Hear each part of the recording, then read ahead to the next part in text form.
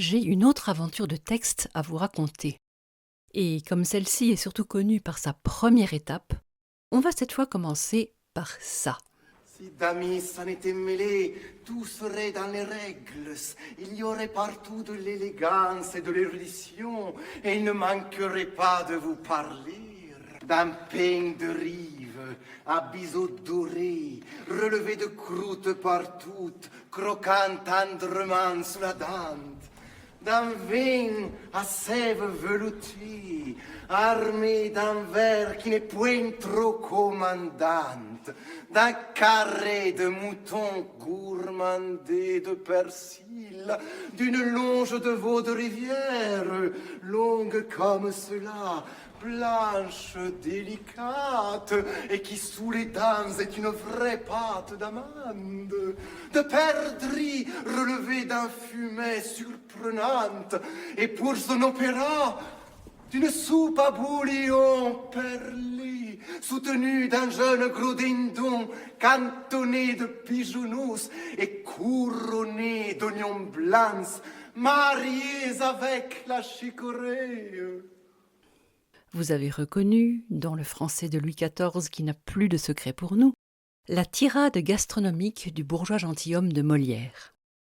Au niveau de l'intrigue, Dorante, qui fait croire au bourgeois qu'il est son interlocuteur auprès de la marquise, alors qu'en fait, il courtise Dorimène aux frais de M. Jourdain, mais pour lui-même, Dorante donc comble la dame de cadeaux. Après le diamant de la veille, c'est aujourd'hui un dîner suivi d'un spectacle de ballet. Tout cela dans la maison de M. Jourdain. La tirade de Dorante s'inspire du célébrissime cuisinier français de La Varenne, qui fut le plus vendu de très loin de tous les ouvrages français du XVIIe siècle et le premier livre de cuisine jamais traduit intégralement. Bref, l'équivalent gastronomique en matière d'hégémonie française au XVIIIe siècle, du château de Versailles en architecture ou de l'ouverture française en musique. Au niveau de la forme, il faut savoir que Le bourgeois gentilhomme est la dernière des 9 comédies-ballets écrites par Molière et Lully entre 1664 et 1670, l'année de leur brouille, et qu'une comédie-ballet est une comédie dont l'intrigue est spécialement conçue de façon à intégrer de la musique. Sous la triple forme de danse, d'air et de symphonie, la danse et le chant étant du reste souvent associés. Le bourgeois gentilhomme comprenant 5 actes, la musique y intervient dans l'ouverture, puis dans 4 intermèdes jouant le rôle d'entr'acte. Quelques musiques de circonstance apparaissent aussi à l'intérieur des actes, comme les airs à boire dans le 4e. Et après le 5e et dernier acte, on assiste au Ballet des Nations, un ballet chanté qui voit en effet défiler chanteurs et danseurs espagnols, italiens et français. Notez enfin, au niveau du contenu de notre extrait, la nature des 3 premiers plats, carré de mouton, longe de veau et perdrix. Notre point de départ est donc le château de Chambord en 1670. L'œuvre de Molière étant très tôt appréciée en Allemagne, on retrouve notre bourgeois gentilhomme dès 1752 dans la traduction d'un certain Birling, publié à Hambourg. Mais la grande vogue de Molière en Allemagne date du début du XXe siècle.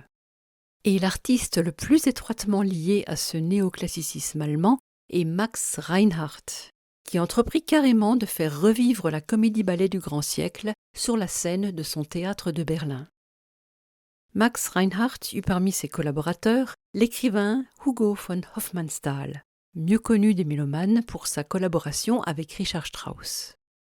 Au début de l'année 1911, Hofmannsthal et Strauss viennent précisément de remporter un énorme succès avec Le Chevalier à la rose, qui fait déjà lui-même de nombreux emprunts à Molière.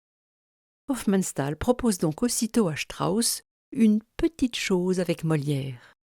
C'est notre bourgeois gentilhomme, qu'il réduira à 2 actes pour faire place à un divertissement final tout à fait original. Un opéra en 1 acte intitulé Ariane Anaxos, dont l'ouverture va servir d'entr'acte.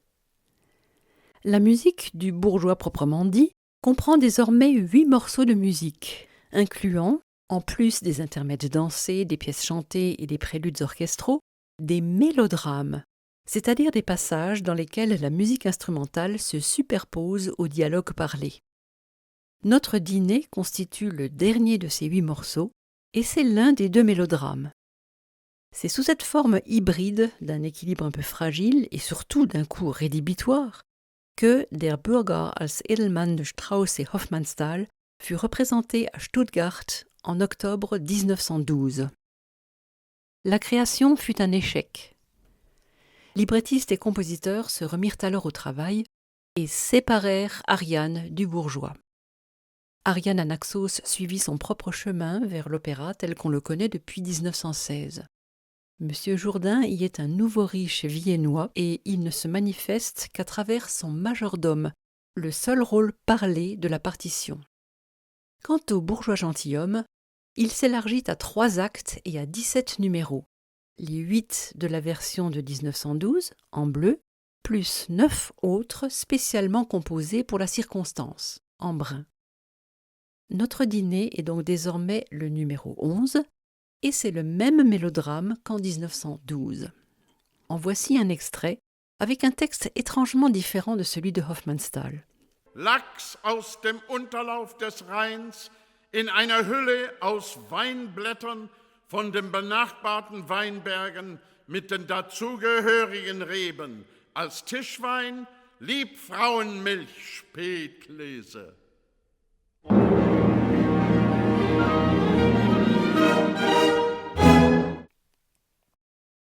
Cette nouvelle mouture du bourgeois gentilhomme fut créée à Berlin le 9 avril 1918 et ce fut un nouvel échec.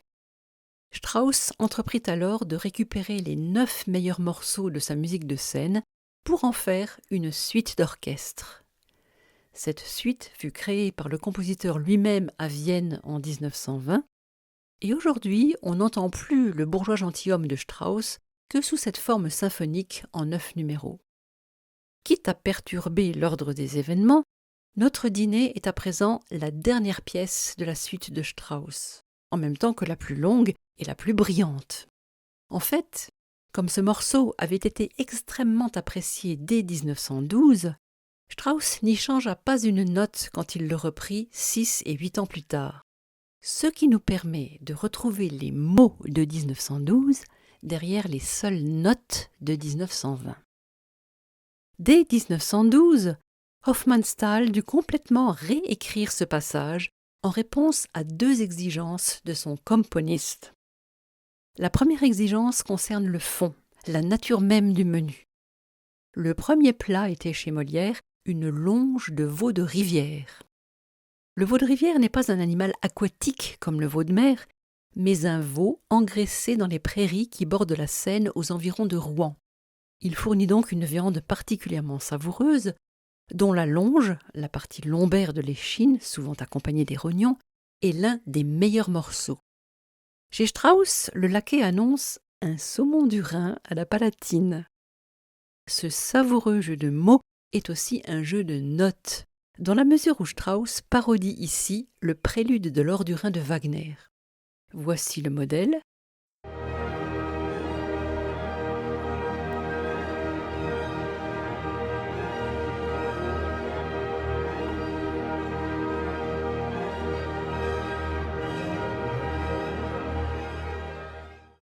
Et voici la parodie.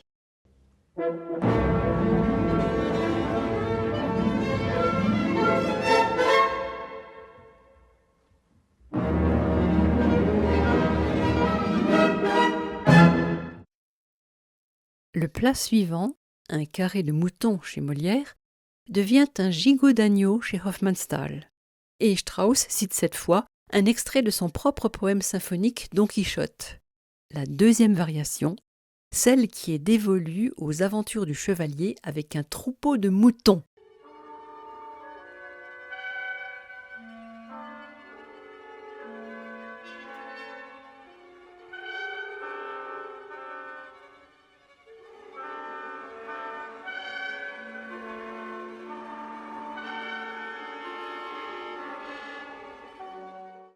Et qui, dans le dîner, devient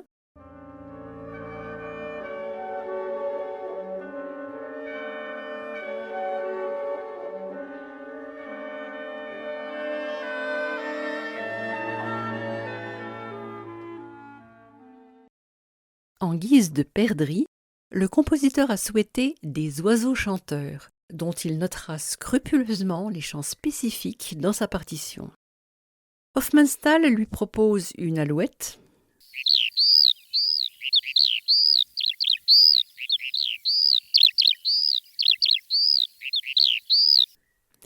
et 2 grives.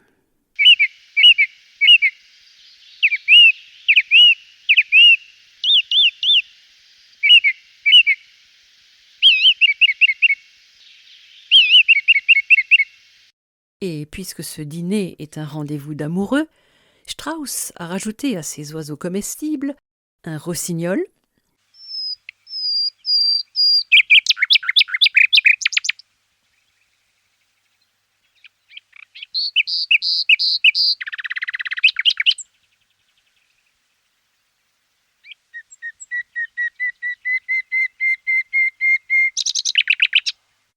et le début de La Donna è mobile, la chanson du duc dans Rigoletto.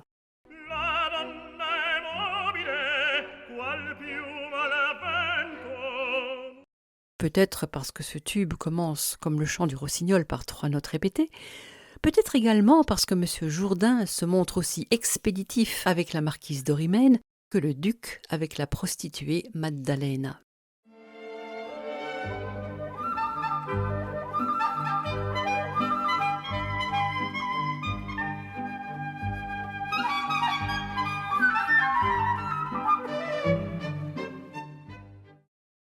En modifiant ainsi le menu, Strauss fait non seulement preuve d'humour et de pragmatisme, car d'un point de vue sonore, les animaux sont plus intéressants vivants que morts, il répond, consciemment ou non, à la question sociologique posée par l'œuvre de Molière. Dans Ariane Anaxos, les violons mangent à la table des musiciens, der Musikantentisch, mot d'origine saxonne, mais ils jouent à la table des maîtres, die herrschaftliche Tafel, mot d'origine française. Et l'anglais fait encore aujourd'hui la distinction entre les animaux qui étaient élevés par les paysans saxons, sheep et calf, et ceux qui étaient mangés à la table des seigneurs normands, mutton et veal. La seconde exigence imposée par Strauss à son librettiste concerne la forme du mélodrame. Au lieu du menu présenté d'un bloc au milieu du dialogue chez Molière, Strauss a souhaité une succession de plats alternant avec le dialogue.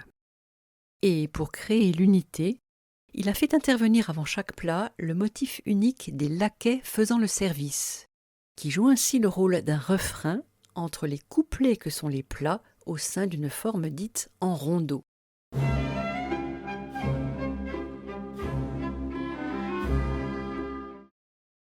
Enfin, Strauss a encadré cette musique de table de 2 ballets, le premier correspondant à l'entrée des cuisiniers, le dernier au dessert. Comme on l'a dit, le dialogue parlé a disparu. Mais même quand il était là, Strauss l'avait illustré dans sa musique.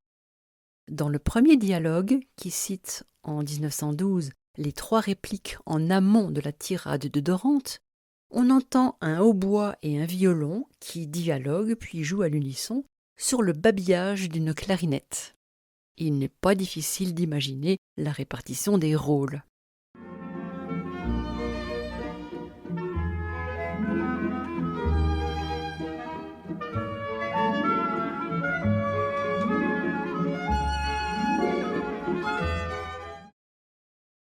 Le deuxième dialogue cite les premières répliques après la tirade de Dorante.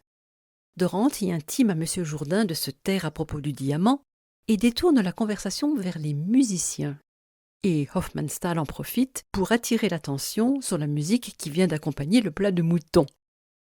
Le jeu de scène entre Dorante et M. Jourdain est traduit musicalement par 2 violoncelles solos, le second imitant le premier, en décollant difficilement des 3 premières notes.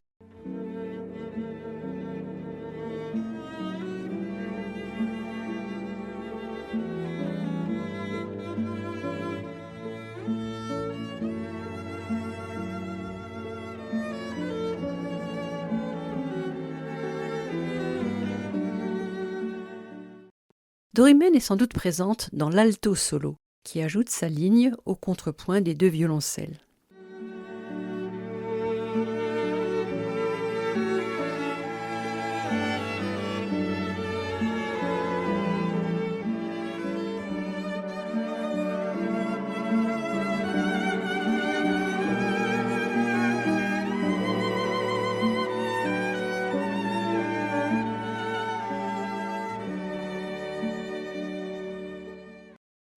Le dernier dialogue cite les premières répliques de Molière après les chansons à boire.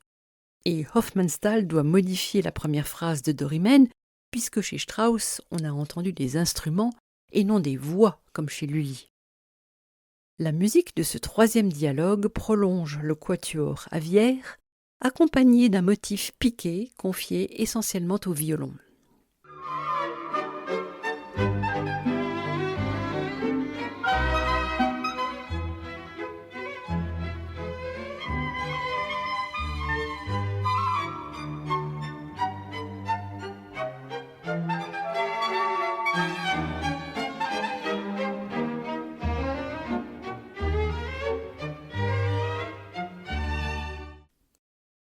Écoutons l'ensemble de cette musique de table qui constitue le point d'arrivée de notre trajectoire.